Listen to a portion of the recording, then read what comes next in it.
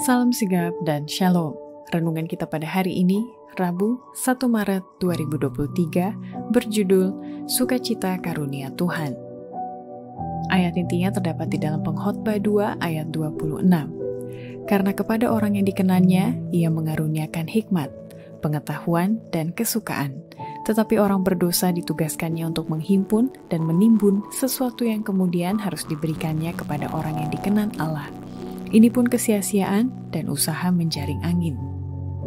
Pena Inspirasi menuliskan yang dimaksud dengan judul renungan kita pagi ini, Sukacita Karunia Tuhan, adalah sebuah panggilan kehidupan yang praktis agar kita bisa senantiasa memiliki sukacita bagi dunia sebagai faktor yang menunjang kebahagiaan sejati dan sarana untuk memulihkan hubungan kita secara vertikal kepada Tuhan dan horizontal dengan sesama sebagai berikut.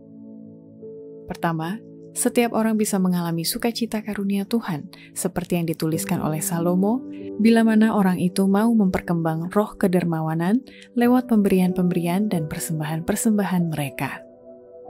Betapa besarnya karunia Allah itu kepada manusia, dan betapa relanya Allah kita melakukan hal itu.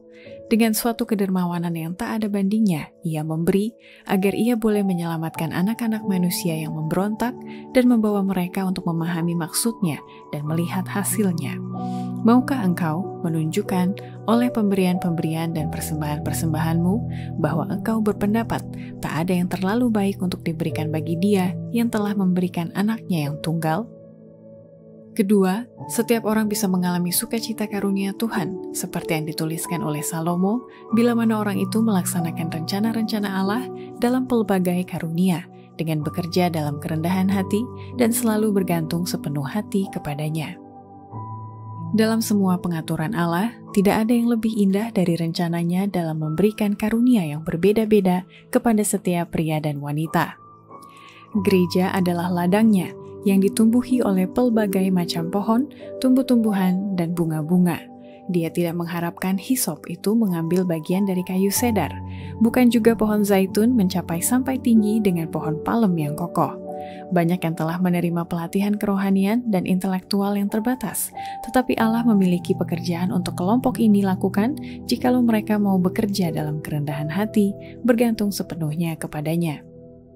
Ketiga, setiap orang bisa mengalami sukacita karunia Tuhan, seperti yang dituliskan oleh Salomo, bila mana orang-orang itu mau memelihara persatuan dan kesatuan dalam melakukan pekerjaannya dari karunia-karunia yang berbeda itu. Pada masa lampau, terlalu banyak hal seperti ini yang telah terjadi oleh kita sebagai umat, dan itu telah menjadi satu kemunduran yang seharusnya keberhasilan dalam pekerjaan. Marilah kita mengingat bahwa Allah memiliki pelbagai macam jalan dalam melakukan pekerjaan, yang mana Dia memiliki pekerja-pekerja yang berbeda kepada siapa Dia mempercayakan karunia-karunia yang berbeda.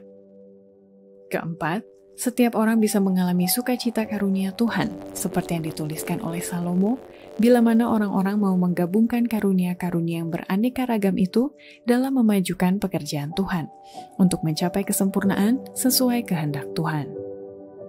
Karunia-karunia yang beragam yang telah dipercayakan kepada hamba-hambanya itu adalah penting dalam pekerjaannya. Bagian-bagian yang berbeda dari pekerjaan itu haruslah digabungkan bersama, bagian per bagian, untuk menjadikan satu keutuhan yang lengkap. Bagian-bagian sebuah bangunan tidaklah sama semua, walaupun mereka itu dikerjakan dengan proses yang sama. Jenis-jenis pekerjaan Allah tidaklah sama semuanya, namun semua itu harus dimajukan dengan cara yang sama, dengan sempurna. Demikianlah renungan kita pada hari ini, kiranya Tuhan memberkati kita semua.